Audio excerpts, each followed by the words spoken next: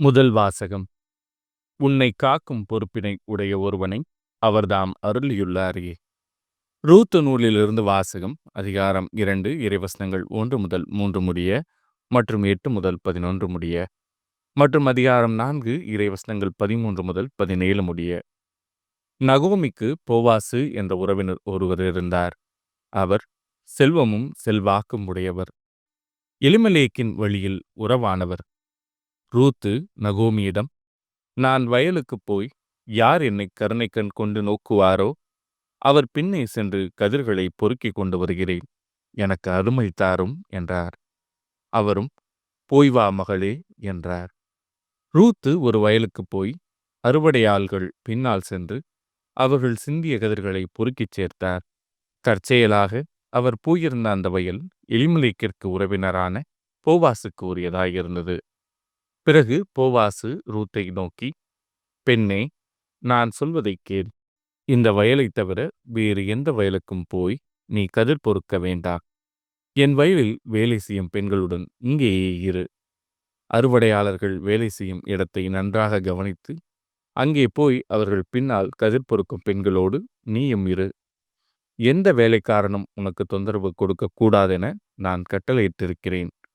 உனக்கு தாகம் எடுத்தால் அவர்கள் நிரப்பி வைத்துள்ள பாண்டங்களிலிருந்து தண்ணீர் அருந்திக்கொள் என்றார்.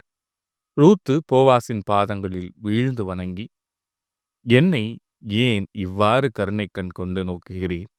அயல் நாட்டு பெண்ணாகிய என்னை ஏன் இவ்வளவு பரிவுடன் நடத்துகிறீர் என்று கேட்டார்.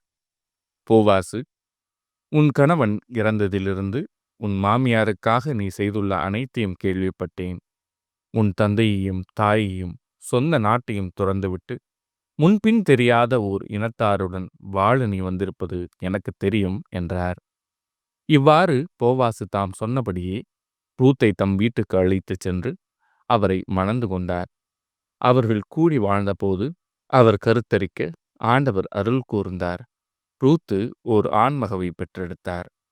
ஊர்ப்பெண்கள் நகோமியை பார்த்து, ஆண்டவர் திருப்பெயர் போற்றி போற்றி, உன்னை காக்கும் பொறுப்பினை உடையான் ஒருவனை அவர்தாம் அருளியுள்ளாரே.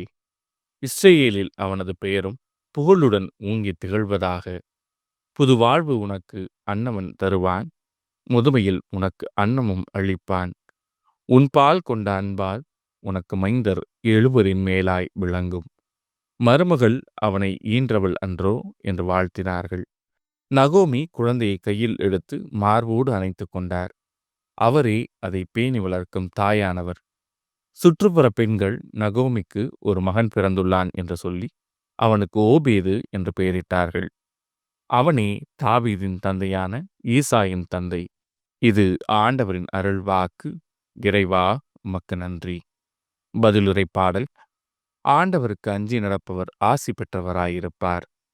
ஆண்டவருக்கு அஞ்சி அவர் வழிகளில் நடப்போர் பேறு பெற்றோர்.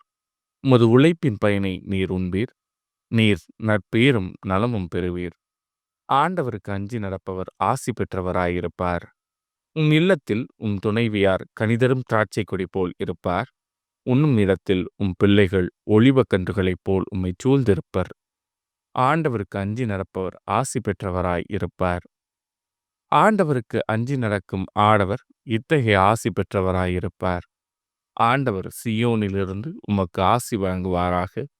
உம் வாழ்நாள் எல்லாம் நீர் எருசலேமின் நல்வாழ்வை காணும்படி செய்வாராக. ஆண்டவருக்கு அஞ்சி நடப்பவர் ஆசி பெற்றவராய் இருப்பார். நற்செய்தி வாசகம். மறைநூல் அறிஞரும் பரிசேயரும் சொல்வார்கள், செயலில் காட்ட மாட்டார்கள். மத்தேயு எழுதிய தூய நற்செய்தியிலிருந்து வாசகம். அதிகாரம் 23, இறைவசனங்கள் 1 முதல் 12 முடிய. அக்காலத்தில் இயேசு மக்கள் கூட்டத்தையும் தம் சீடரையும் பார்த்து கூறியது, மறைநூல் அறிஞரும் பரிசேயரும் மோசேயின் அதிகாரத்தை கொண்டிருக்கின்றனர். ஆகவே அவர்கள் என்னென்ன செய்யும்படி உங்களிடம் கூறுகிறார்களோ அவற்றையெல்லாம் கடைபிடித்து நடந்து வாருங்கள். ஆனால் அவர்கள் செய்வது போல நீங்கள் செய்யாதீர்கள். ஏனெனில் அவர்கள் சொல்வார்கள், செயலில் காட்ட மாட்டார்கள்.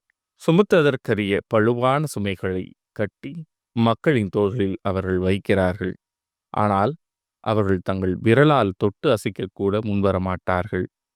தாங்கள் செய்வதெல்லாம் மக்கள் பார்க்க வேண்டும் என்றே அவர்கள் செய்கிறார்கள். தங்கள் மறைநூல் வாசகப் பட்டைகளை அகலமாக்குகின்றார்கள். அங்கியின் குஞ்சங்களை பெரிதாக்குகிறார்கள். விருந்துகளில் முதன்மையான இடங்களையும் தொழுகை கூடங்களில் முதன்மையான இருக்கைகளையும் விரும்புகின்றார்கள். சந்தை வெளிகளில் மக்கள் தங்களுக்கு வணக்கம் செலுத்துவதையும் ரபி என அழைப்பதையும் விரும்புகிறார்கள். ஆனால் நீங்கள் ரபி என அழைக்கப்பட வேண்டாம், ஏனெனில் உங்களுக்கு போதகர் ஒருவரே. நீங்கள் யாவரும் சகோதரர் சகோதரிகள். இம்மண்ணுலகில் உள்ள எவரையும் தந்தை என நீங்கள் அழைக்க வேண்டாம், ஏனெனில் உங்கள் தந்தை ஒருவரே. அவர் விண்ணகத்தில் இருக்கிறார். நீங்கள் ஆசிரியர் எனவும் அழைக்கப்பட வேண்டாம், ஏனெனில் கிறிஸ்து ஒருவரே உங்கள் ஆசிரியர். உங்களுள் பெரியவர் உங்களுக்கு தொண்டராக இருக்க வேண்டும். தம்மை தாமே உயர்த்துகிறவர் எவரும் தாழ்த்த பெறுவர், தம்மை தாமே தாழ்த்துகிறவர் எவரும் உயர்த்த பெறுவர். இது ஆண்டவரின் அருள்வாக்கு. கிறிஸ்துவே உமக்கு புகழ்.